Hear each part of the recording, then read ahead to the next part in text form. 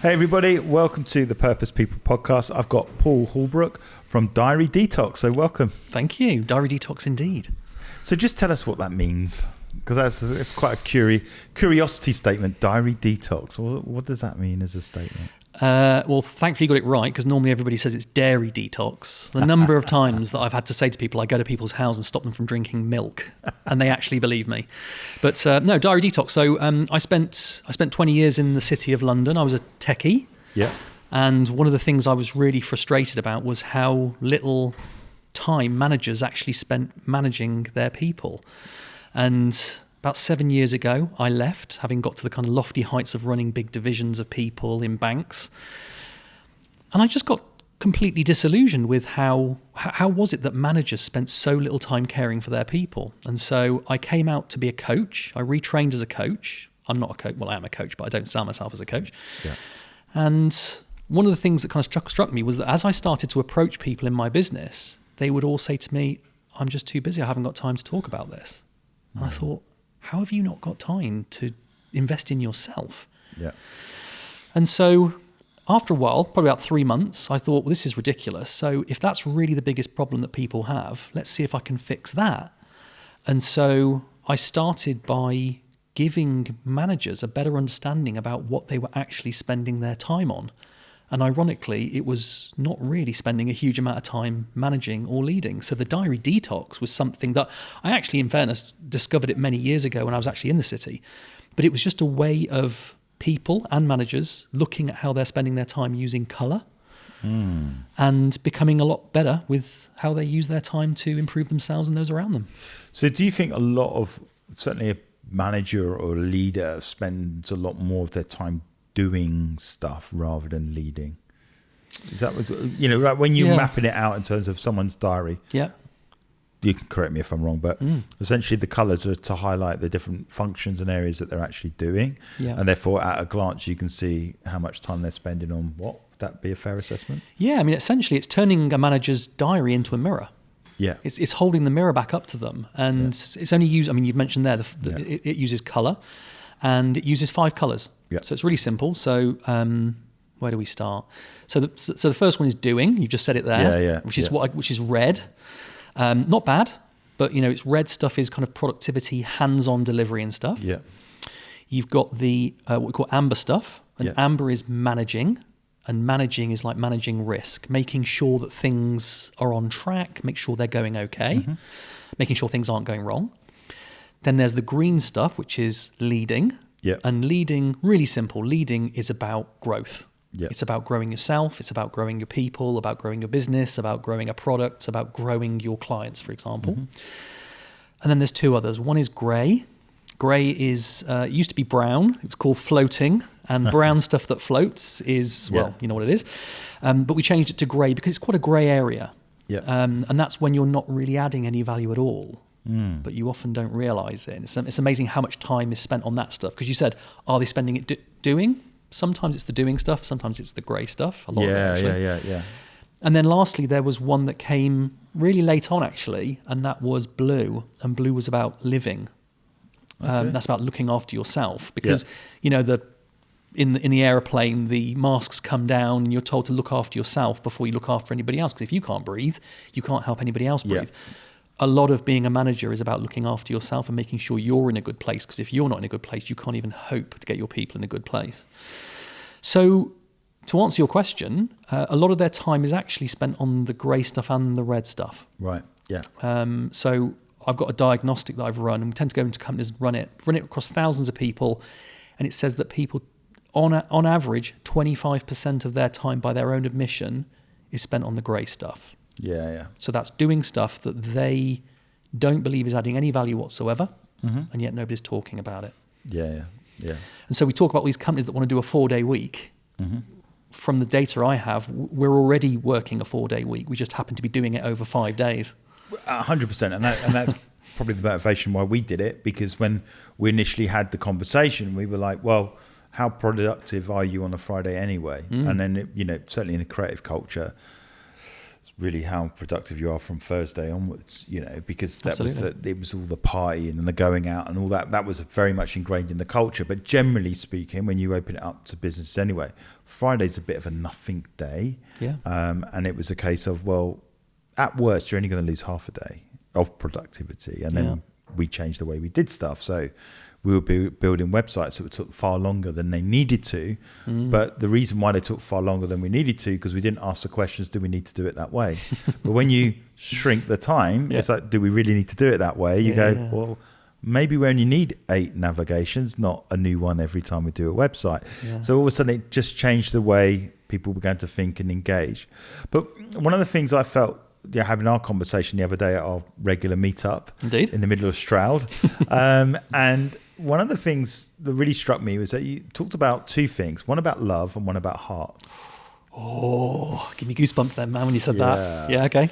So for me, it's the love and the heart, because obviously those are, in business, let's say Alan Sugar type businesses, we don't talk about that sort of stuff. No. But actually, in the new world that we find ourselves in, that's absolutely important. So do you want to just explain the difference between the two, or how they both relate to one another and how they can propel business for good? Yeah, absolutely. So love, it's really interesting. Very recently, I've been talking to a number of different people and companies, and I always use that word love in it, because that's ultimately, part of the reason I want to talk to you, because you were talking to purpose people, and I thought, well, I've got a purpose. Yeah. And my purpose is to change the existing story of toxic culture in organizations by giving managers the time to lead with love. And the number of times I've said that to people, and they're usually middle-aged, bless them, and they'll say, that word love, how does that play out with companies? Yeah. And it plays out the way it needs to play out. It's supposed to be a qualifier. At the end of the day, if you don't like hearing the word love in the context of business, you're probably not going to want to be working with me. Yeah. Because that's where I see things going. We've got so many people. 50% of people rate their manager as ineffective are going to leave their business in the next 12 months. 75% of people trust a stranger more than they trust their manager. And we keep talking about managers need to trust their people. No, people need to trust their manager. And we spend so much money on leadership development. 290 billion a year is spent worldwide on leadership development, and yet I don't think we've got any more leaders today than we had 20 years ago when I entered the world of work. Yeah. And all we keep wanting to do is we want managers to have emotional intelligence and things like this. And it's like, well, those things come when you naturally love somebody. Yeah. And so what was interesting, there was one guy I was talking to recently, and I thought he was going to be the biggest pushback in terms of the word love. And he said to me, just like everybody else did, how's that play out? And I said, you're not going to ask me to change it, are you? Because I'm not going to do it. And he went, no, not at all. He said, you should have a look at the Greek language. He said, because in the Greek language, they have 7 words for the word love. And I went, wow. And he said, you should have a chat with them about that. And of course, some of them aren't appropriate. Yeah, there's like obsessive love and things like that. We're not talking about that. But there were 3 that really stood out. One was what they call brotherly or familial love. Yep. The love of the team, doing things for the greater good. Mm-hmm. There was one about loving the world and everything around it. And there was compassionate self-love. And I always say, if you want to lead, you have to love. And the first person you need to love is yourself. You've got to look after yourself. If you don't look after yourself, you're going to be in no state to look after anybody else. And I think all these things that we've been begging managers to do for years, just spend time with their people, have a conversation with them about what they're passionate about, want to develop them. I don't know if it's just me, but are these all the things that parents do? Yeah. Parents want their kids to grow because they love them. And I think there's all these, so many stories about you shouldn't get too close to your people. Don't agree. I'm not going to swear, but don't agree with that at all. I think the best thing that you can do right now is to love your people, even if it means that they're not the right people for you. If you have to get rid of them out of your company, do it with love. Do it because it's not the right place for them, because they're going to hate being in your company for 20 years, hating their job. Love them and let them go. Yeah, a key thing for me is that aspect, or that phrase, and you've probably heard it and probably makes you go, is business isn't personal. And it's a statement. It's like, it brings up, the shoulder pads, the Wall Street, Michael Douglas, it's that whole antithesis of what life should be like. And I think for me, it's like, it is personal, because if you don't understand the person that you're working with, how can you help them develop, and how do you get the best out of your organization? And so that's why for me, profiling, although, you don't want to put people into pigeonholes, so to speak, helps you understand a little bit about more the people that you're actually there to serve, and it goes into the fact that leading is about serving, and undergirding and helping them. And I was talking on a podcast the other day, the greatest marketing strategy for any business is to care. Yeah, absolutely. But if you care for your people will be your greatest evangelists for what you're delivering. Yeah, I always say, if you look after your people, your results will look after themselves. It's really simple. Richard Branson says it as well. He'll say, look after your people, they will look after your customers. Yeah, absolutely. And I think it's not rocket science. But the counteract, I haven't got the time, which is what you've come in to fix, because you're going, well, let's carve some decent time out to stop that from happening, and let's make that happen. Yeah, and I do think that, I always say, managing and leading, and they are very different. Managing and leading are very, very simple. They're just not easy. Yeah. It's like losing weight. If you ask me how to lose weight, take on less calories than you burn. Couldn't be anything simpler in the world. Yeah. But when you're stressed, not going to that snack cupboard, that's the hardest thing in the world, right? Yeah. So it is very simple. And the diary detox, which was created, and it's probably got a little bit of a reputation of being a time management methodology. Do you want to hold it up? Do you want to show it? Oh yeah. Well, this is just the book, but So the book. What are you doing? Yeah. And it could be said a number of ways. It could be like, what are you doing, or what are you doing? It's, what are you doing? Yeah. What are you doing? And it all came from a conversation I had with somebody that was working for me when I was back in the city. Yeah. And he just came into my room one day and he wasn't quite getting it done, whatever it was. Yeah. And I said, what's going on? And he said, I just don't have time. And I thought, I gave you your job. I know what your job is. How can you not have time? This is what I was thinking. I wasn't saying that because that wouldn't be a very good way of saying it. And so in that moment, I just turned around to him. I said, just do me a favour. I said, take my pen. Here's my board. Just write on the board in quantums of no less than 5%. What do you spend your week doing? And he wrote down, I was 5% this and about 10% that. And then there's 40% that. Woo. What's that? Yeah. What's that? Because I didn't recognise it, right? And I gave him his job.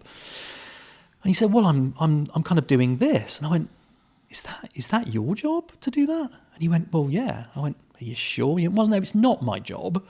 But the problem is the person who should be doing it isn't doing it, and therefore I have to do it. And it was like, oh, wow, okay, this is interesting. Yeah. Because what had become very clear to me at that point is that I hadn't been clear to him about what my job was. Yeah. And I said, my job is fundamentally, there are many things in my job, but one of my jobs is to remove the barriers to you being able to do yours.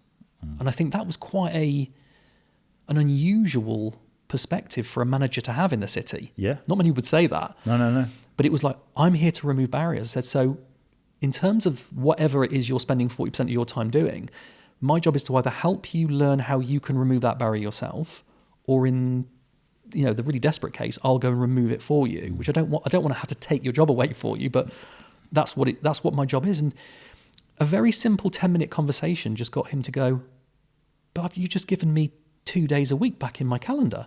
Yeah. And I went, yeah. So can you now do that thing I asked? He went, yeah, well, easily. There you go. And I didn't realise that was the seed of what became later the diary detox method. Yeah. And then, so as I then started my business and got really frustrated because people said they didn't have time, I thought I think I need to do that thing again that I used to do with that guy at my old business. And just showing people what they were spending their time on, it was like they were going, but I didn't think that's what I was doing.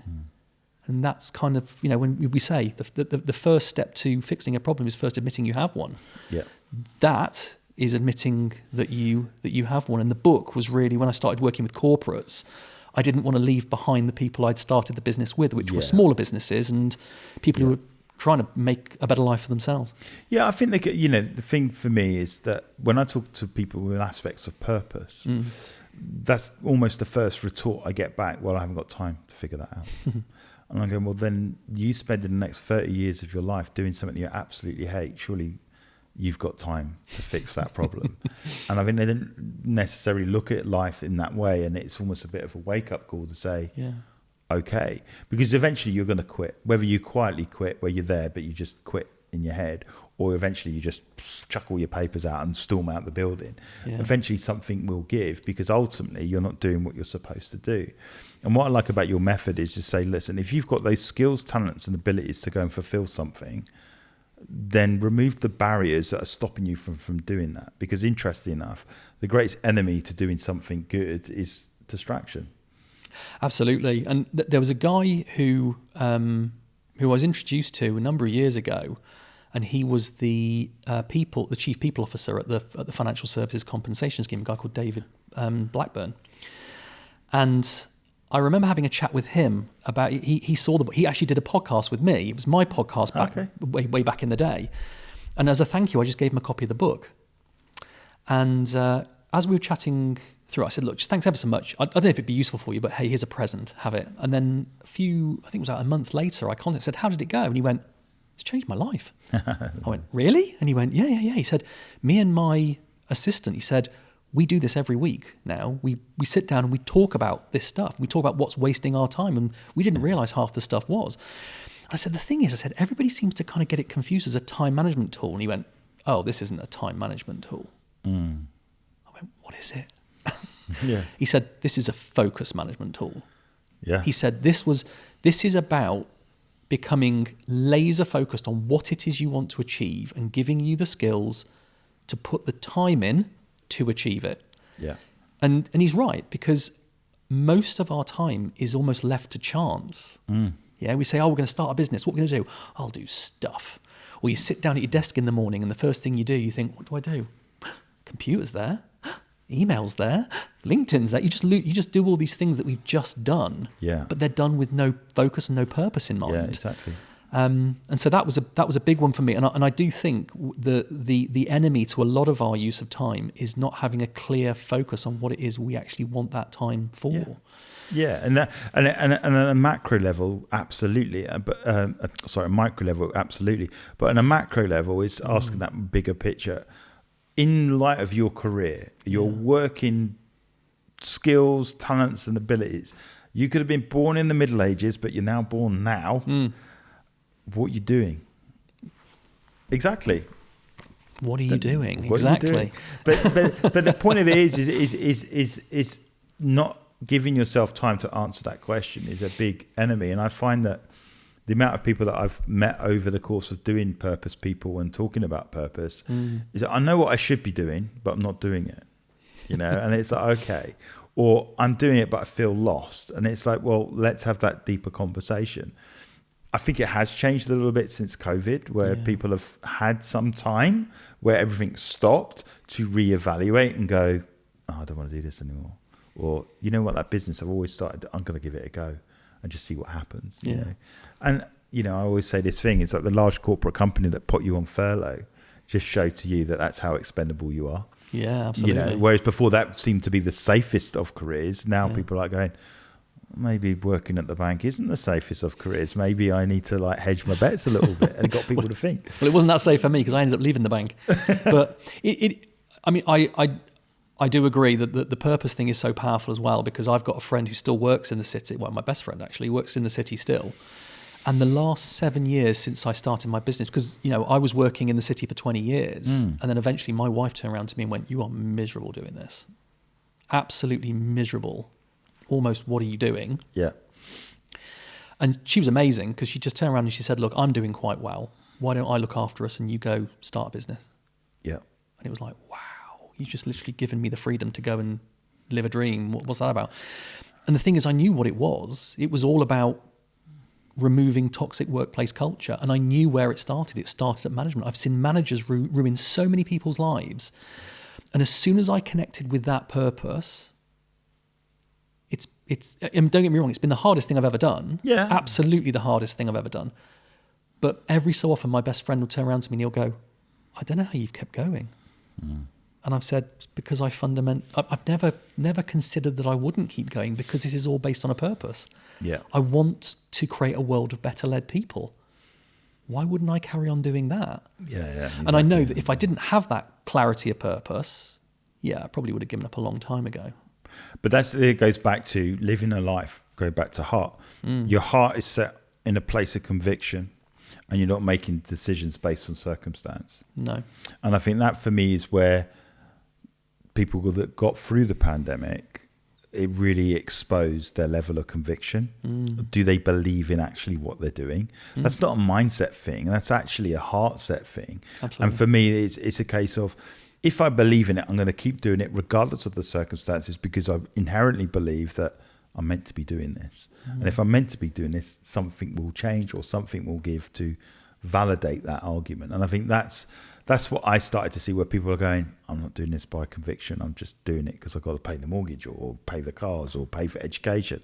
And that's all nice things, but it's not necessarily enough if you want to live a life of impact. No, and I think there's just more to life. I think what COVID did is it showed people there's got to be more to life than this. Yeah. And there is more to life than this. But I think the other thing it showed them as well, which is probably the other real blocker for most, is that you can actually get by with a lot less. Yeah. A lot of the stuff you fluff up your life with, you don't need those. You don't need them. It's just stuff. It's stuff hanging around, and you can't take it with you. And quite frankly, I'd rather be doing something a bit more interesting with life. Spending time with my family is one of the least things you could do, right? Well, they turned around and said, I think it was, I was on a call. I'm just trying to think of I was on the call with the CEO of WD-40, and WD-40 sales went through the roof during the pandemic. Yeah, okay. It was their most profitable years they had ever had. And he said, quite simply, that squeaky door, or that thing that needed fixing, people were, I need to buy a can of WD-40. And he said, all the things that should have got done were getting done for the first time ever. So I thought it's quite good. But when you talk to him, WD-40's whole business is built around purpose. The guy, interesting. Yeah, so if you do a little bit of study on, I can't remember his name now, apologies. But when you study him out, the whole business, I think he's actually handed over the reins now, but the founder of WD-40, it's all purpose. Everything's purpose. Everybody that works in an organisation is, can you fulfil purpose working for this business? Yeah. If you can't, then it's the wrong fit. If you can, let's go and we'll back you and we'll help you and whatever. And all their team assessments, everything, it's all done around purpose. So culturally, they've got an amazing culture, and people stay there for quite a long time, not because of the money or whatever. It's because they're completely purpose-driven as an organisation. And you're thinking, well, this is WD-40. It's the spray stuff. But incredible. But the key thing, it's a story around it, you know. And I've been working with a lady for years, from actually the very beginning, pretty much. I met her at a networking event, and she called herself a brand storyteller. A lady called Rachel Savage. And I thought to myself, I've been to so many you've been to networking things, right? I've been to so many, and you have the 60-second pitch people do. Yeah. And it's like, if I never hear another 60-second pitch in my life, it'll be too soon, right? Yeah. And so I went to this one in Bristol, and this lady was there. And when you're mulling around at the beginning and you're having coffee and tea, and I said, so what do you do? And she said, I'm a brand storyteller. And I thought, oh my God, your pitch is going to be amazing. I can't wait to hear this. Yeah. And I remember listening to it thinking, that was a nightmare. That was rubbish. What's that? And it's that classic thing, like, a builder's house is always the one that is the worst. It's never finished because you it's almost like asking a coach to coach themselves. You can't do it. Yeah. She's amazing at telling other people's stories, just really rubbish at telling her own. Yeah. But inherently, the reason why people will work with her as opposed to somebody else will be her story. Absolutely. But that's the that was the point I was getting to, right? Which is that as soon as you can figure out what that story is, and a lot of people don't actually realize what their own story is. No. Yeah. And I came out, and my business's name when I first started was Tripodicus Limited. Oh my gosh. Yeah. Just try typing that out on the internet when you're trying to find your website. Well, my accountants didn't realize that my business wasn't called Tripodicus for years. But eventually they realised it was Tripodicus. And we were talking, and I came out of the city thinking, I'm never going to go back to the city again. I don't want to be anywhere near the city. Mm-hmm. What was really interesting is that when I spoke with Rachel, we had this conversation, and then I said, do you know what? Let's go on this journey. I want to find out what this is about, this storytelling thing. And she helped me create my story. Absolutely amazing, because it kind of got me out of my own way. Sometimes I would focus on what I do and how I do it, not the outcomes and why I do it. Yeah. And it was only at the very end of the first or second session, I think, when we realised that actually, even though I'd been trying to get away from the city, it was the city that needed this the most. Yeah. That was part of my story. There you go. Yeah. Yeah. Not only that, she turned around to me at the end of it and she said, "You realise there's a book in this, don't you?" And I went, "Oh, there might be actually." And that's how I ended up writing the book at the end of the day. So story and purpose. I mean, she's somebody you should definitely talk to. Yeah, definitely. Because she's got this really unique view and this really nice way of getting out of your own way when it comes to telling your own story. Yeah. I think it's amazing, but actually helping you see your own story, which you don't realise is seeded really far back. Oh, 100%. In your existence. So the thing I talk about with purpose is that people often fulfill purpose when three things are aligned. Their past, their present, and their future. So their past is when you were a kid, what was the thing that you did that you forgot to eat because you enjoyed it so much? So naturally that could be talking, that could be gathering people, it could be building stuff. It's that thing that just naturally comes to you that you don't really have to think about. But whenever people go, "That's amazing, how did you do that?" And you're like, so for me it was Lego. Okay. So I'd always build stuff out of Lego and tell stories with it. And then people would play around that. And naturally, storyteller in the future and making movies and stuff. So the point of it there is that your skills, talents and abilities, often we use them and then we get conditioned by we going to school, college, university, and then we don't do the actual thing talked about earlier, the thing that you love or the thing that you naturally enjoy. And it's not necessarily do your passion, because I think that can be a misleading journey. It's more do what's purposeful, as in what you were naturally created to do. And so for me, storytelling was part of it. And then in your present, what you're doing with that gift now is to ask that question. So what you're doing with that thing that you did back then, it found the most natural, easy thing to do, and what you're doing now. Now, some people are doing bits of it, and then you go, "Oh, I know why I'm not so ticked off or I'm so frustrated." So then you make decisions in the present to affect that, and then go, "Okay, well, that now built a life around. What does the future look like?" Oh God, I'm trying to think where on earth this whole diary detox thing came from then in my past. I just spent my time on a BMX and getting blamed for things because I was the tallest kid in the room. But did you fix stuff? I did, yeah. I was definitely a Lego person. I was a classic. I liked electrics, so I think I used to build pretend cars out of torches, and I used to get batteries and sellotape them together so that you could kind of create a fake switch. And I just used to love doing all that kind of wiring stuff together. So naturally, what you're doing is you're going into an organisation and fixing the mechanics of a business. At the fundamental level, absolutely. Yeah. And I think that's really interesting, because that is effectively what I could see your... Yeah, no, I mean, what's really weird is that I remember when I first came into... My first job was a job in the city. I wanted to be a maths teacher, but I ended up not going down that route because I saw a job being advertised for a graduate programmer, and I thought, I'll give that a go. So I did that, and I remember walking in on one of the first days, and they were having a meeting about creating something. It doesn't matter what it is that we were creating. And I remember that they were kind of labouring over something that they couldn't get to work. And I remember looking at it going, this is really, why are you overcomplicating this? I remember thinking in my head, why are you overcomplicating? Why are you doing that? And all I said was, just out of interest, I said, why not do it that way? And they went, well, because we've always done it this way. I went, no, I get that, but what's stopping you from doing it that way? Yeah. And they all kind of looked at each other in this meeting. And I said, well, I'll tell you what. I said, why don't we just give it a try? And I said, it's so simple that if it's wrong, we'll know really quickly and we can stop doing it and whatever. And it worked. That's it. Right? And I think that's actually fascinating. It's like a therapy session, man.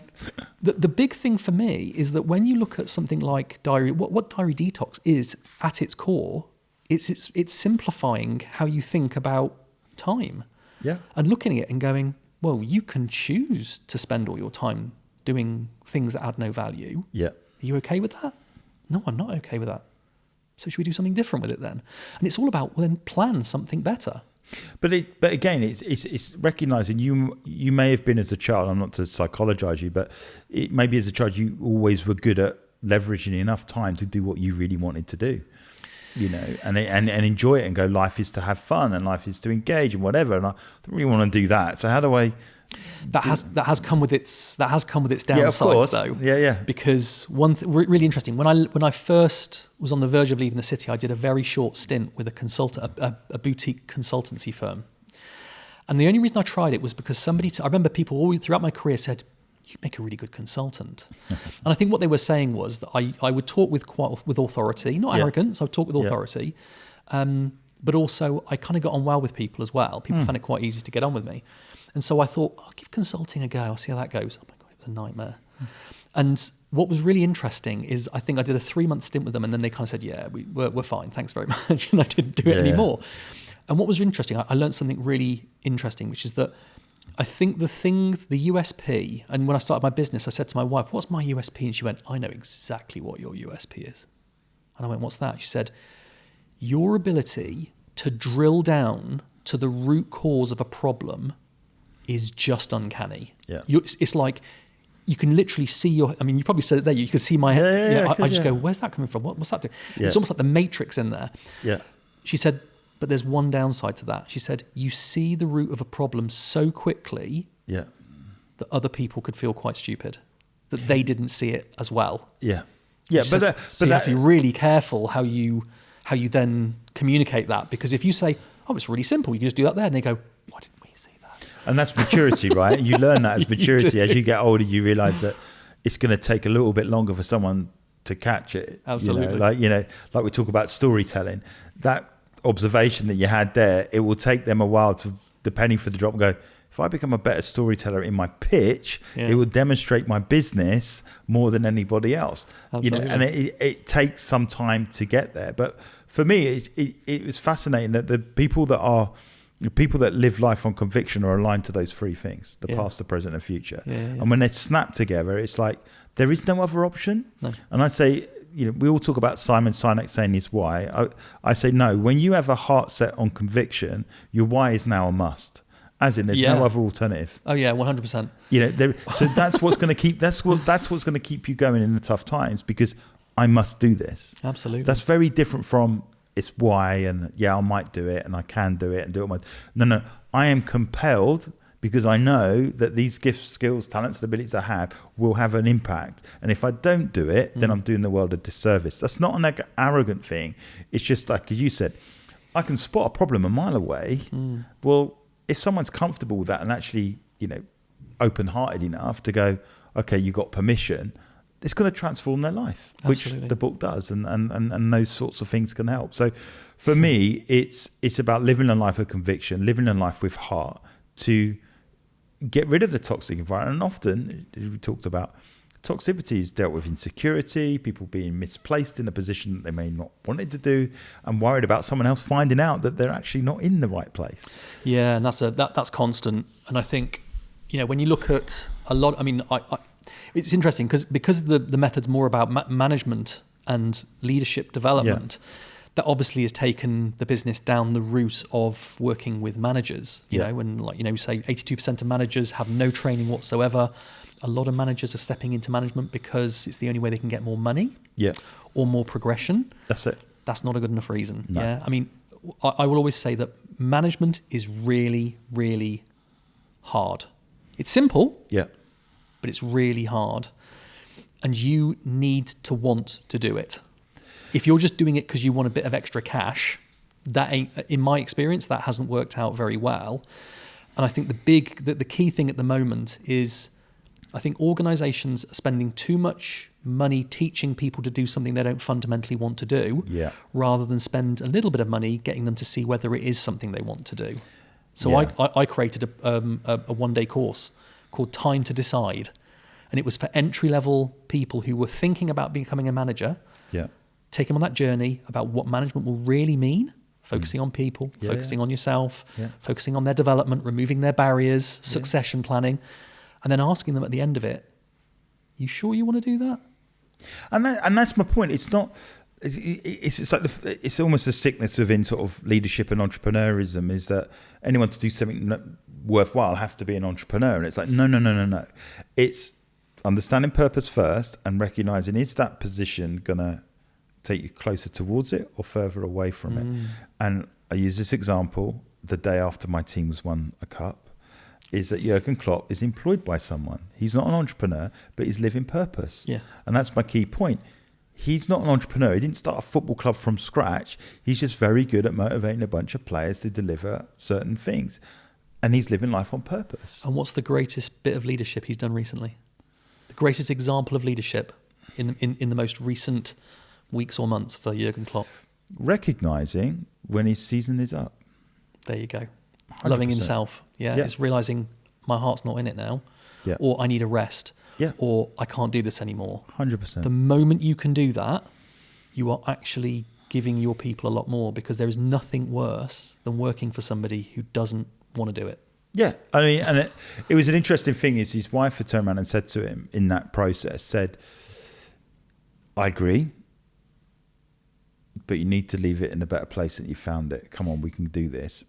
So she knew that he's got one more season in him in a sense. Mm-hmm. And now, as like he said yesterday, he said, I now know that the club is in a much better place, that the club will carry on without me because I've got all these kids. And what people didn't understand is that maybe 4 years ago, he made the decision to take the academy and the first team and build a new site at Kirkby and put them all together. Mm-hmm. Well, they never got the result yesterday if they hadn't have done that. What an amazing legacy and foresight. But as you said, he was mature enough and brave enough to say, I just need a rest. Absolutely. It's far better. I'm sure the world would be much happier than him doing that than having a heart attack next year because he's completely stressed. And unfortunately, football does have a precedent of that. And certainly, the football club I support, remember Gerard Houllier having a heart attack at half time. Gerard Houllier. Yeah. I mean, I got to say, I think, like I said before, I think the first step in fixing any problem is realising that you've got one. Yeah. And I think one of the things that I love to do is to do what I call a discovery. Where you go in and it's like a between 1 hour and 90-minute webinar. Yeah. You can do it remotely. I prefer to do it in person. Yeah, it's great 100%. on company away days. It's great on conferences that just take people on this journey, because you never say to somebody, how much of your time are you spending wasting, or how burnt out are you? Because that's one of the things that we look at is how much of your blue time are you really getting? Yeah. And we think of it like a battery. And it's really interesting. With all the stuff we've done, it says that people are getting about 83% of their recharge every day. Mm. And most people go, 83% is pretty good. It's like, is it though? I mean, let's say you went to bed tonight with your phone and it was on 10% and you plugged it in and then you put it down and you went to sleep and then you woke back up again and it said 83%. How happy would you be about that? Yeah. And we're not. No. We seem to be more bothered about our phone being charged than we are about us being charged. 100%. Just taking people on that journey just to see how little time is spent leading, how little time is spent managing, how much time is spent floating, and how little time is spent living. Yep. Just taking them on that journey, that's the first step. And it's one of the. And what kind of a message does that send to your people when you're willing to give them that gift? Yeah. To give them that mirror to go, oh my God. And all it does is it starts conversations. But it's an interesting one. Is we'll wrap up on this one, is that the 4-day work week conclusion came as a result of me being absolutely whacked out. And I made a decision for, I think it was a couple of months, that I'd have Wednesdays off because I just needed it. Mm-hmm. And it wasn't me going, I'm quitting the company. I just needed one day just to stop because it had been like hard, fast and furious. Can't do anymore. But then I got to the point where going, I got so much benefit out of it. How can I open this and extend it to the team? Yeah. And in doing so, then done a bit of studying and why and wherefore and working. And then brought that back as that, right, we're all going to do it because we'll be stronger and healthier as an organisation. So yeah, I mean, I do work with 4-Day Week Global. Okay, cool. So they'll have a bunch New Zealand or Andrew Barnes's organisation. Yeah. So they've got like centres all over the world. Yeah. And I approached them really early on because before they even started doing that, there was an organisation called the Wellcome Foundation in London, massive charitable trust. And they were going to do a pilot. It was in The Guardian. They were going to do a pilot of the 4-day week. They weren't going to do the 4-day week, just a pilot of the 4-day week. Okay. And I reached out to them at that point and said, I think we should work together. I think I could help you with this. And they went, well, if we go ahead with it, then we'll be in touch. Whether they would or not, I don't know. what was really interesting is about 6 weeks later, there was another article in there saying, Wellcome Foundation decided not to do the 4-day week. Oh, wow. And when you look at the reason behind it, the biggest problem was that most people in the organisation felt some anxiety over how they were going to fit 5 days worth of work into 4. That's it, yeah. And so then when the 4-day week global thing came up, I went, I am not mucking this up again. So I went to them and I said, we need to work together. I said, because, and I don't mean if you do it, I mean, I want to help you decide whether you are going to do the 4-day week pilot. I said, because if I can show the heads of those companies who are looking to do a pilot that 20% or more of their time, just their time, is spent on floating, the grey stuff, you're already working a 4-day week. You're just doing it over 5 days. Yeah. So if you can find all that grey stuff, put it all into one day, and just don't turn up to work that day, you'll be fine. And they went, that's interesting. It's like, okay then. So I've done, how many have I done now? Probably 8 or 9 of these sessions. Okay. And then what happens is, of course, when they do the discovery, they'll go, well, hang on a minute. If that's what it's telling us what we're doing, what will it tell my company that it's doing? And then they then bring me in to do discoveries with their company. And we've just done one very recently with somebody that's just started the 4-day week. And then they've subscribed to the Diary Detox app so that their people can go through that journey. No, it's great to have a framework like, because I know Andrew Barnes, I didn't know of him, but there was a lady in the organisation that was like his right hand.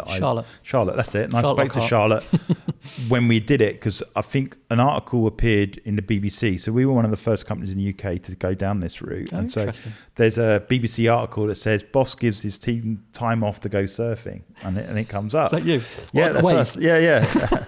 And so they turned around and said, and then I did a whole load of, and every time it come up, I was getting phone call from BBC. So it was great. It wasn't the motive, but we got a lot of PR out of it. Yeah. And it was great to talk to Charlotte, because she said, this is what we're doing. This is what we're trying to do. And we had that very discussion of, well, it's only an extra half a day, because considering what amount of time we waste. And they were obviously coming to that conclusion as well. And obviously there've been trials and stuff like this, but it goes back to, for me, I got so much benefit of taking time out that I felt more creative. And in the creative industry, it's got a notorious problem with people working stupid hours, like 18-hour days and whatever else. And we just changed the way we work to accommodate, to be more creative, but to ensure that everyone was happier, healthier, smarter and kinder as a result of it. And I think if it's not, then you've got toxic culture, which is what you're trying to do the opposite of. And what's the point of being an impact-led business where everyone's struggling, and we're trying to say, we want to impact the people, because a lot of our team had like young kids at the time, and it's like, well, just in its core sense, when do they get date night? So if the kids are in nursery, now they can go to Bath with a husband and wife or partners and go out while the kids are at school. Absolutely. And it's like, oh my gosh, because it's like, I haven't been out on a date since we've had kids, and it was the norm. And it's one of the things I found out through this whole thing, because the blue stuff didn't come into the business till later. Actually, we started off with 3 colours, the red, amber, green. Then grey came in, or brown, that then turned grey. And then only latterly, it was around about actually COVID time, that the blue thing came in. And I thought, this is really important. And one of the things I realised is that it's kind of like turning Parkinson's law on its head. So Parkinson's law says that tasks will expand to fill the time available. The way most people use their calendars today is they plan in like meetings and all those kind of things, and all the rest of their time is left blank. Okay. Now, if all that time is left blank, Parkinson's law says that tasks will expand to fill it. So, of course, it starts to fill your calendar. That's right. What I started to do as part of the method was to turn it on its head and to say, why don't you plan in all of your blue stuff first? Yeah, great. Planning your time with your family, planning your breakfast, planning your lunch. You don't have to plan them all if you don't want to. Planning your breaks. What was really interesting, and I found this when I started doing the discoveries, is I talked about this thing called the foundation week, the blue stuff. And I said, plan that stuff in. Anybody notice anything? And they all went, there's not a lot of time left for work. It's like, no, there isn't. What's the interesting thing about that is that it makes you more efficient with your work. Because every time somebody calls you for a meeting, they go, do you want to come to this meeting? You look at it and go, I ain't got time to have a meeting. Most of us haven't got time to have meetings. You only actually go to the ones that are really going to add value. So big thing, Parkinson's law, turn everything on its head, planning time for you, self-love, first of all.